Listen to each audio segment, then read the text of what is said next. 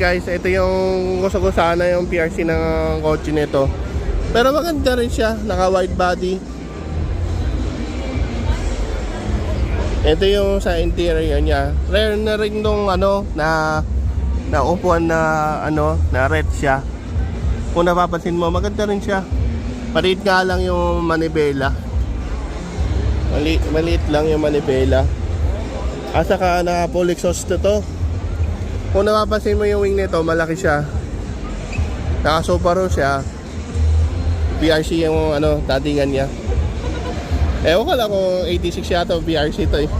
Pero Subaru naman nakalagay dyan. Hello, shoutout nga pala kay Astro P. Maganda siya guys, no? Kung